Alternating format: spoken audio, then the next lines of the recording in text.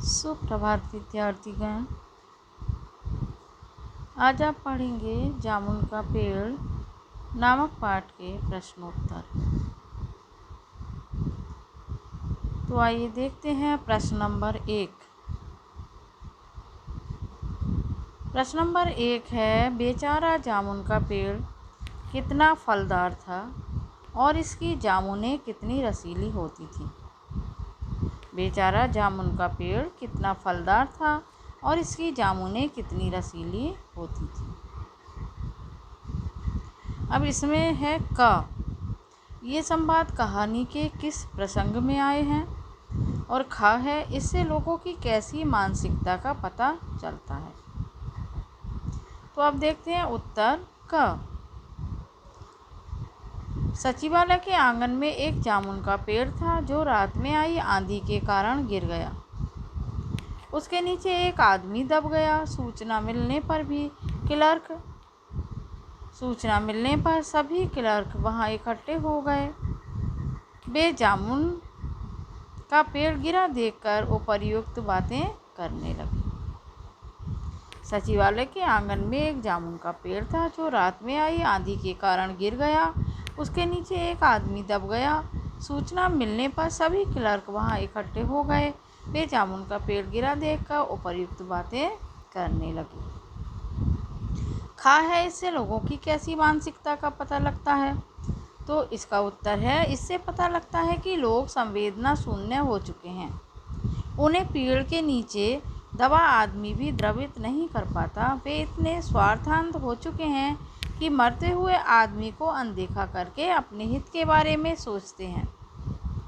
उन्हें जामुन न मिलने की पीड़ा व्यथित करती है।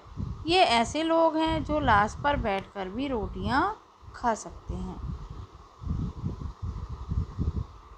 प्रश्न अगला, प्रश्न नंबर 2।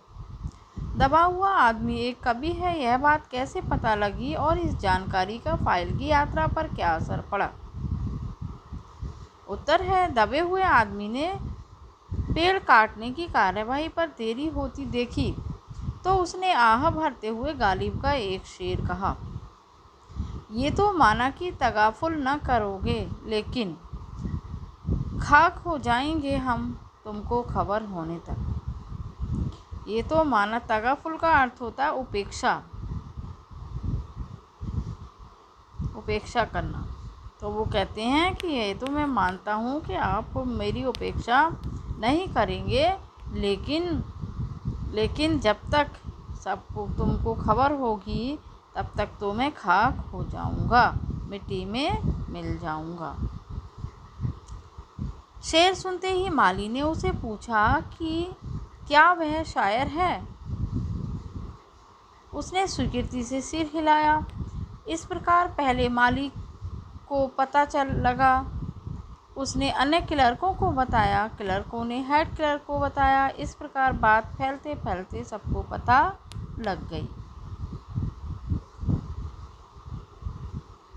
इस जानकारी से कवि की फाइल का रुख बदल गया। पहले फाइल एग्रीकल्चर व्यापार विभाग में, हॉर्टिकल्चर,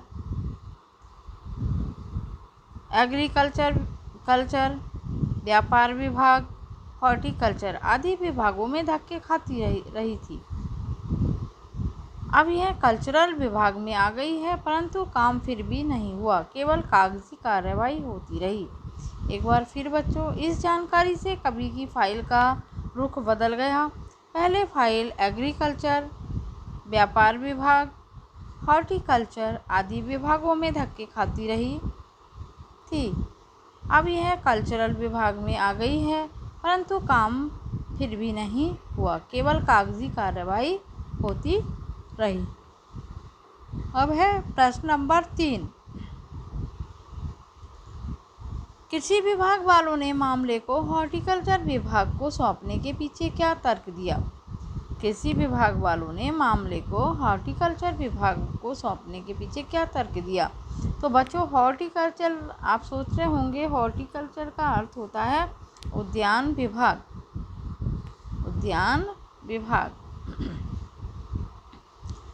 उत्तर है कृषि विभाग वालों ने मामले को हॉर्टिकल्चर विभाग को सौंपने के पीछे यह तर्क दिया कि गिरने वाला पेड़ फलदार है।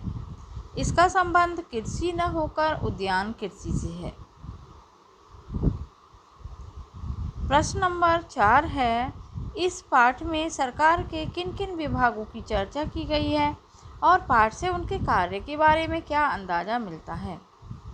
इस पाठ में सरकार के किन किन विभागों की चर्चा की गई है और पाठ से उनके कार्य के बारे में क्या अंदाज़ा मिलता है।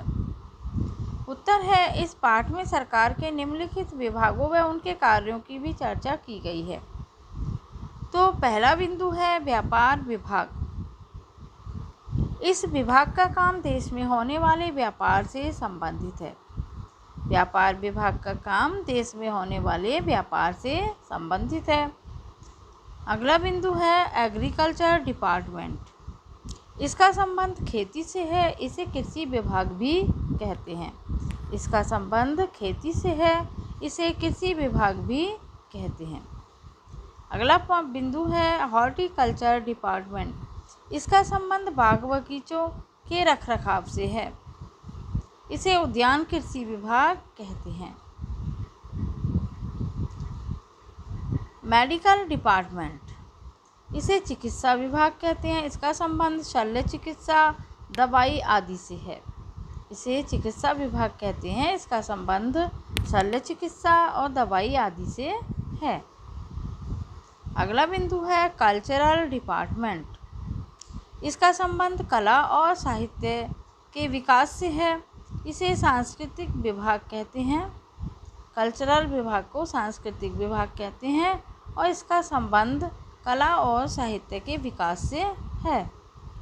फॉरेस्ट डिपार्टमेंट, इसका संबंध जंगल के पेड़ों और वनस्पति से है, इसे वन विभाग कहते हैं। इसका संबंध जंगल के पेड़ों और वनस्पति से है, इसे वन विभाग कहते हैं। अगला है विदेश विभाग।